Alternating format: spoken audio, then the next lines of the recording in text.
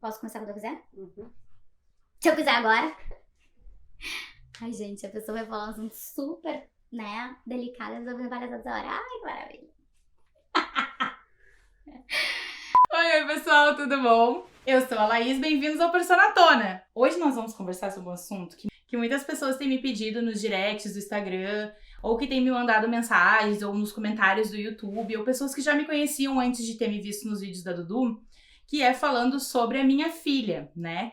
Então vamos contextualizar as coisas, tá? Eu sou casada com o Guilherme há 9 ou 10 anos, não sabemos porque não somos bons em datas. E o nosso maior sonho desde que a gente começou a namorar e tudo mais, porque a gente não namorou muito, né? A gente pegou, falou que gostava um do outro, e a gente foi morar junto e tamo aí, né? Mas desde sempre foi uma coisa muito certa pra nós que nós teríamos filhos, né? E aí a gente é do grupo daqueles que fica se planejando. E quem se planeja faz o quê? Demora, né? Porque você nunca acha a hora certa pra você ter um filho. É uma coisa complexa. Uma hora você pensa que você não tem tempo, outra hora você não tem grana, outra hora você não tem disponibilidade, outra hora sua saúde não tá boa, outra hora é os três. Então é muita coisa que precisa, né, acontecer. Então a gente, em 2019, nós decidimos que nós íamos começar a tentar, né? Fizemos todos os planejamentos, fomos no médico e tudo mais, e começamos a tentativa. A gente, na quarta vez, tá? 3 vezes deu negativo, na quarta vez deu positivo, e aí a gente recebeu a nossa bênção de saber que a gente tava grávido, né? Foi incrível, foi maravilhoso, a gente tava radiante, acho que eu nunca fiquei tão feliz na minha vida. Eu sou feliz de maneira geral, mas eu fiquei assim, radiante, sabe? O meu marido, então, ele ficou radiante. E aí, o que aconteceu? Foi se passando toda a nossa gravidez, tudo muito tranquilo. Eu tive um problema na coluna, tá? Mas não teve nada a ver com gestação. É um problema que eu tenho sempre, inclusive agora estou louca de dor. Mas eu tive também na gestação, então isso foi a única coisa, assim, que foi um pouquinho mais difícil na minha gestação. Mas de maneira geral, eu achei que eu fosse ser uma grávida em que tudo ia me irritar, e que eu tava cansada, e que eu tava com dor, e que eu tava não sei o quê. E no fim das contas, foi tudo muito lindo, assim.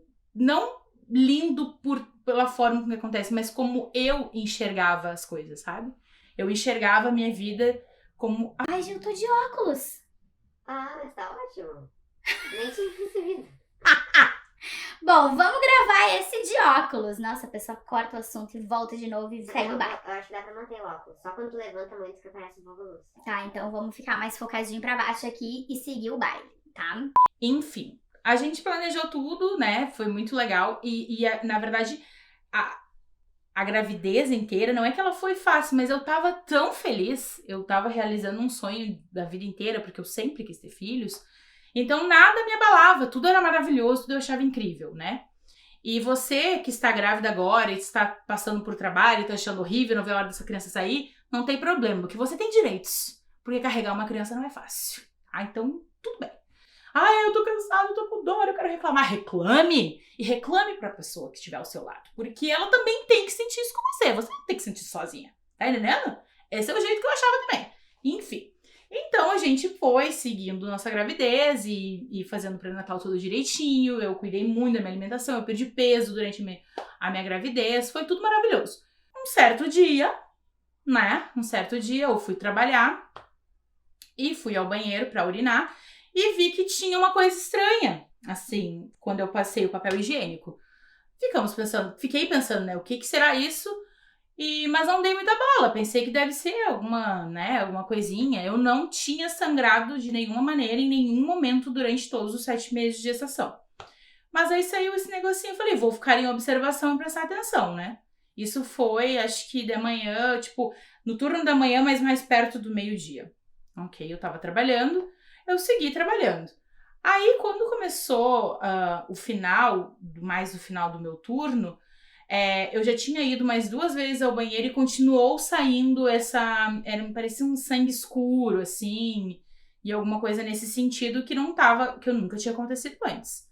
Então, eu falei, bom, por desencargo de consciência, eu vou sair do trabalho, eu vou pra casa e vou pro médico, porque eu não sei o que é isso.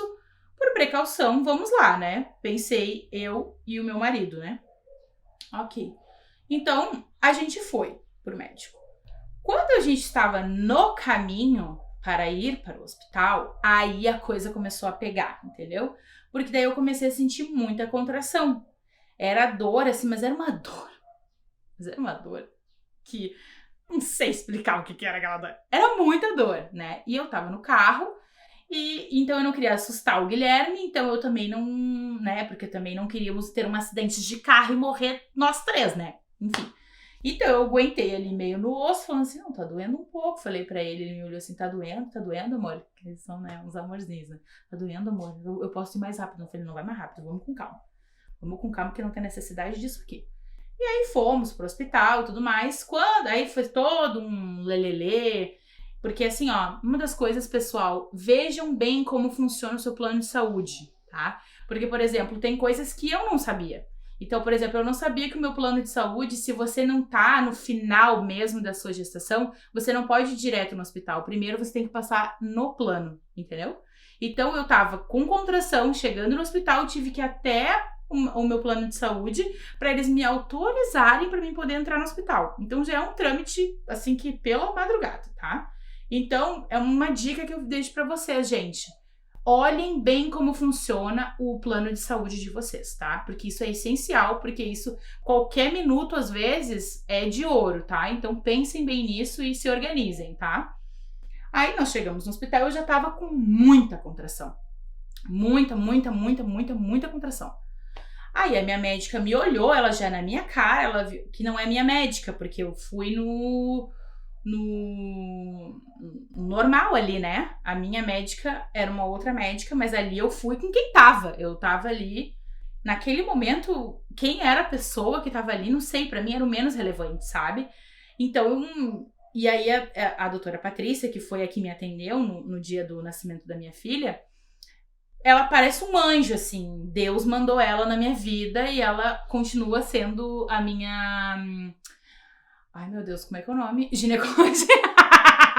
Eu tô muito... Não sei o que tá acontecendo, gente. Vou ter que tomar umas vitaminas aí pra dar uma ajudada na cabeça. Enfim, ela continua sendo a minha ginecologista e quando eu engravidar vai ser a minha obstetra pra vida, assim, ó. Beijinhos, coraçõezinhos pra doutora Patrícia, que ela foi um anjo, assim, na minha vida. E aí ela olhou pra mim e já viu que eu tava com cara de partolândia, né? Ela falou assim, essa garota, né? Tá com cara de partolândia total. Já vem porque eu vou te examinar. E ela viu que eu já tava com 7 dedos de dilatação quando eu cheguei no hospital.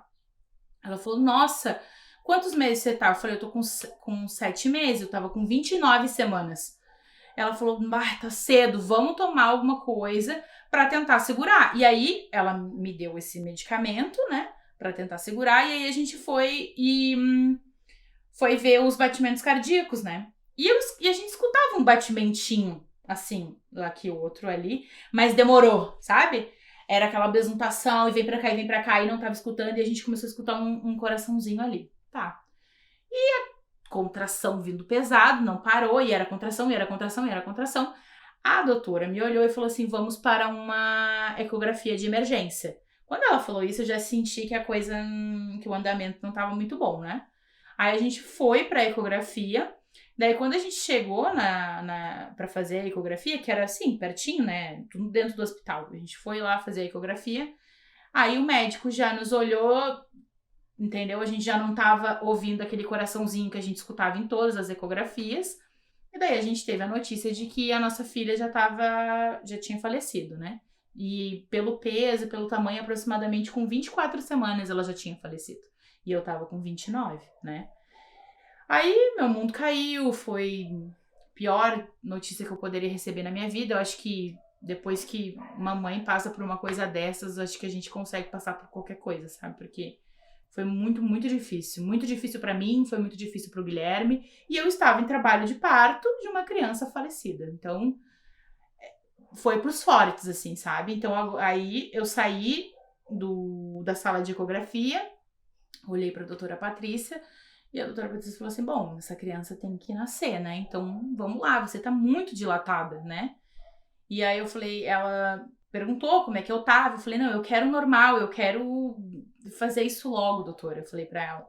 E ela, não, tá tudo ok pra você ter um parto normal, tá? Eu tô só pensando como que tá o seu psicológico. Ela sempre muito amável, sempre me perguntando como eu tava, segurou minha mão. Ela foi um anjo, assim, sabe? Ela foi uma coisa assim, foi uma pessoa que foi mandada ali para aquele momento para acalentar o meu coração, porque a coisa, eu tava totalmente dilacerada, né?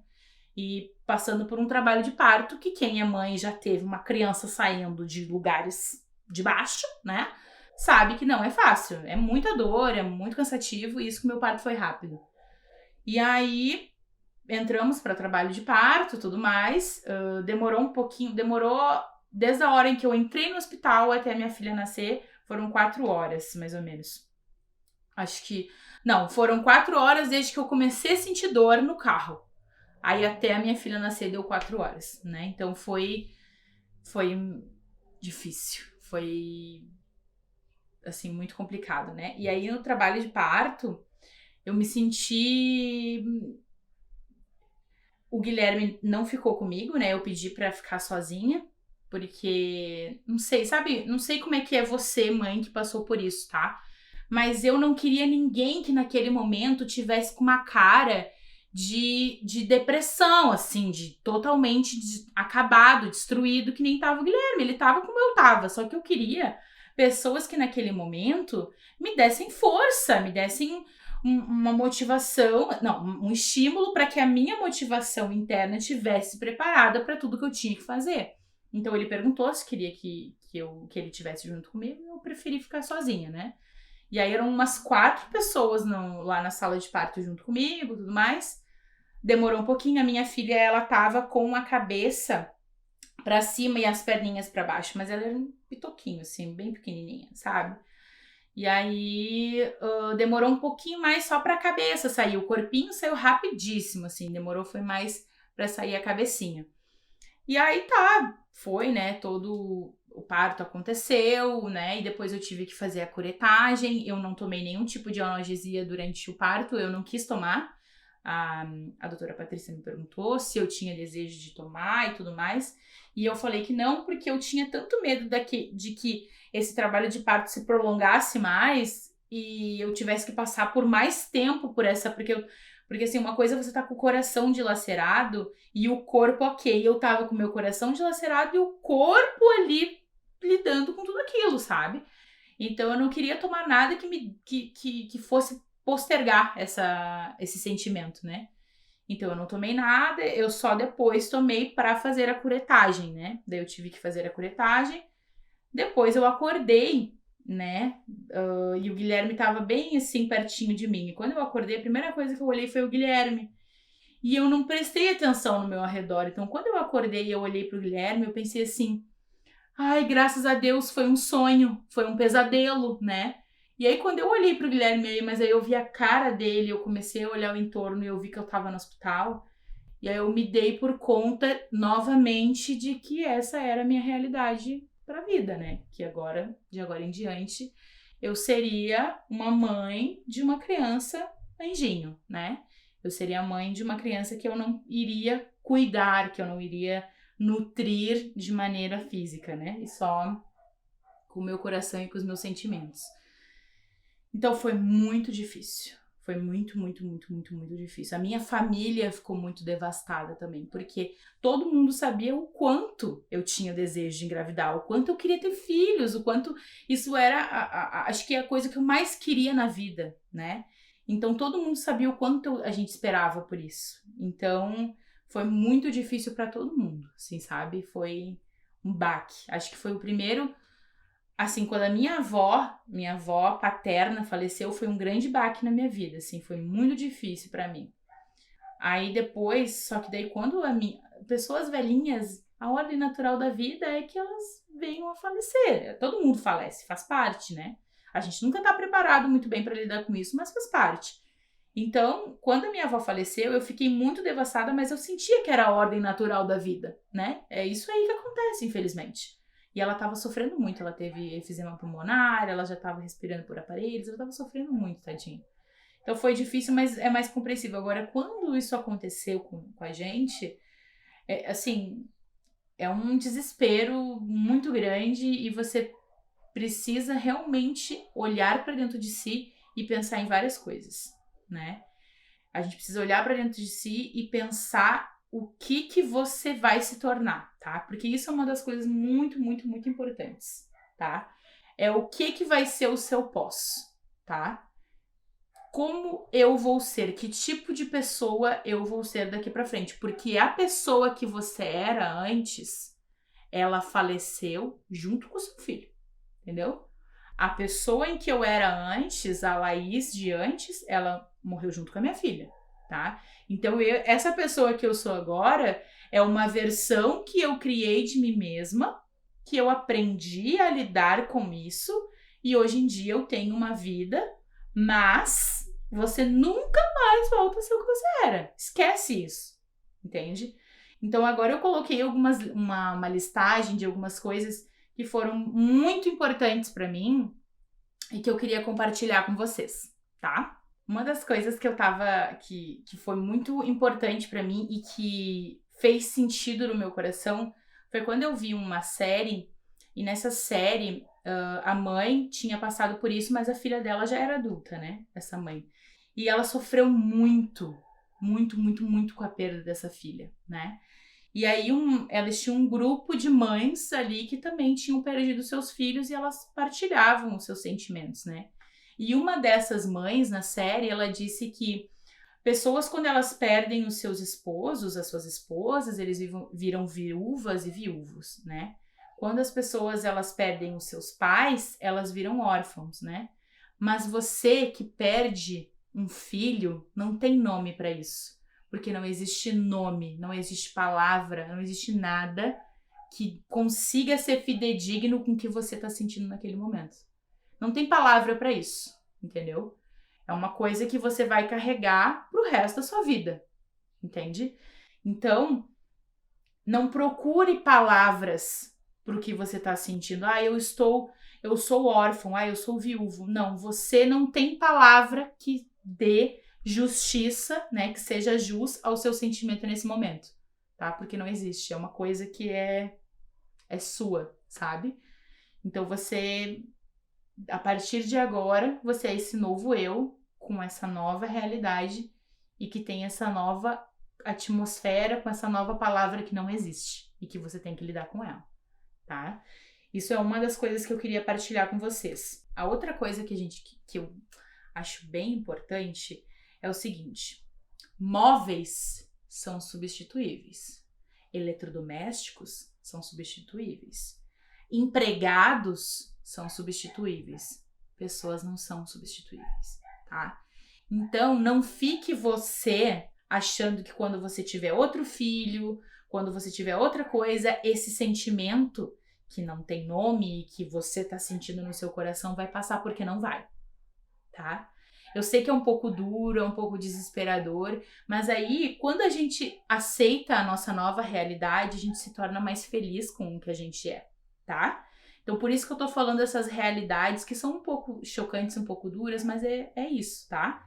Então, as pessoas, elas não são substituíveis. Quando você tiver um outro filho, você vai amar esse seu filho e ele vai ser maravilhoso e você vai estar muito feliz com esse filho, mas você nunca vai esquecer que você teve um outro filho, tá? Então, do mesmo jeito em que você tem uma mãe, né, de 4 filhos e acontece que um deles morre, você diz, mas eu ainda tenho 3. Não funciona desse jeito, eu ainda tenho 3, sabe? Pessoas não são substituíveis. Então, isso é muito importante que você tenha essa consciência, tá? Próximos filhos, eles não preenchem vazios, eles não dão essa sensação de que agora você tem tudo que você queria ter, tá? Porque eles vão ser o seu mundo, vai ser muito bom, vai ser muito incrível, mas o que você passou é isso, vai ficar com você, tá? Tá entrevado, tá marcado a ferro e fogo no seu coração. Então, é isso. Dói, mas é verdade. Uma das coisas, acho que eu já falei, inclusive, é o seguinte. A gente pensa, quando a gente engravida de alguém, né, de uma criança, e a gente fica no pós-parto, e a gente pensa assim, o meu corpo não voltou a ser o que era antes ainda. Ou, meu corpo está diferente, não voltou. Gente, uma coisa que é explícita. A pessoa que você era não volta mais, entende? Não tem como você esquecer, não tem como você viver sem isso. Então, por que as pessoas sofrem? Porque elas ficam esperando sentir algo que não vai acontecer, né? Elas ficam esperando sentir aquela mesma plenitude, aquela mesma felicidade que ela sentia antes, que não vai acontecer. Ela vai vir de outras maneiras. Então, por isso, você tem que se reinventar como pessoa. Buscar a sua versão 2.0 e ir à luta desse novo eu seu, tá? Que é mãe de uma criança que não está aqui. É isso, tá? Então, essa expectativa de querer que as coisas voltem ao normal, que normal é esse, né? Que normal é esse? Pensem, reflitam sobre isso, né? Porque esse normal que você achava que você tinha e que você era, já deu, não existe mais, né? Então, a gente precisa se empenhar em ser feliz e buscar essa nossa conquista da nossa felicidade, da nossa paz, nossa tranquilidade por outros meios, tá? Outra coisa que é importante, cada pessoa passa pelo luto de uma maneira diferente, tá? Mas todo mundo passa. Uns falam, outros não falam, outros não querem levantar da cama, outros levantam, outros fingem que nada aconteceu, mas todo mundo sente, tá? Todos nós também. Porque não fui só eu que perdi uma filha, né? O meu marido também perdeu, então eu digo todos nós. Né? Então, você precisa como eu posso dizer? Você precisa aprender a achar a sua motivação para se levantar da cama, entende? Qual que é a sua motivação para continuar vivendo, né? Porque isso vai passar pela sua cabeça, tá? Então você precisa ver qual é a sua motivação e quais tipos de estímulos externos você precisa ou que te ajude a que essa motivação interna ocorra e você consiga levantar da cama todos os dias. Porque senão é duro, é muito doloroso, tá? Então, busquem ajuda, busquem pessoas que te deem esse estímulo, olhem para dentro de si próprios e vejam qual é a motivação de vocês. Para que eu ainda quero existir nesse mundo e como eu vou lidar com isso, né? Porque isso é muito, muito, muito importante. Porque, principalmente no começo, vai ser muito complicado. Entende? Então, cada pessoa lida de um jeito, né? Tem pessoas que não gostam de falar sobre isso. Uma vez teve uma pessoa, quando a gente fez esse vídeo pra Dudu, ela fez um comentário, nossa, ela fala tão séria sobre esse assunto, assim, tipo... Não, ela quis dizer que eu falava... Eu não me lembro direito quais foram as palavras para ser fidedigna, mas ela dizia assim, nossa, ela fala tão tranquila sobre esse assunto. Sim, eu falo tranquila sobre esse assunto porque agora eu cheguei no próximo ponto, que é os nossos filhos, eles não são uma tristeza na nossa vida.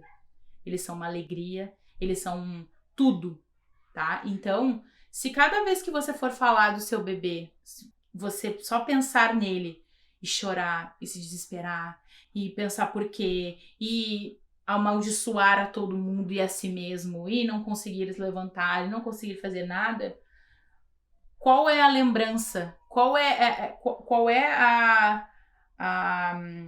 a marca que essa criança deixou pra você, né? Então, qual marca que você quer que o seu filho deixe no seu coração? A de tristeza? A de pesar?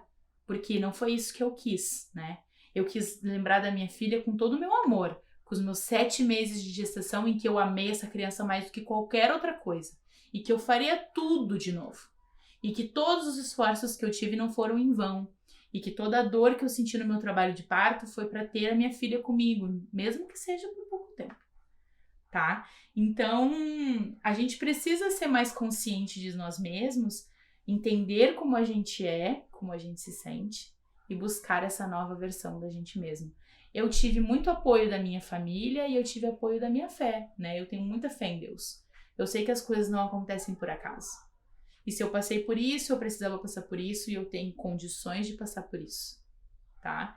Então, eu tenho a minha fé que me direciona e eu tenho a minha família que me apoia. Então, busquem esses estímulos também, porque isso vai acalentar o seu coração. Mas entenda que a pessoa que você era antes nunca mais volta, né? Você tem que achar uma melhor versão de você mesmo, tá bom? É isso então, pessoal. Um beijo pra vocês, um beijo em todas as mães que passaram por isso. Um abraço virtual em todas vocês, em todos vocês. Que Deus consiga acalentar o coração e que vocês achem uma motivação pessoal para a vida. E que isso que a gente passou, nós estamos todos juntos, estamos todos unidos, tá? E se quem precisar de ajuda, tiver passado por isso, quiser me mandar alguma coisa, me mande no direct do Instagram, comente aqui, eu vou entrar em contato, eu vou conversar com vocês. Quem precisar da minha ajuda, eu tô aqui, tá bom? É isso, pessoal. Um beijo. Tchau, tchau.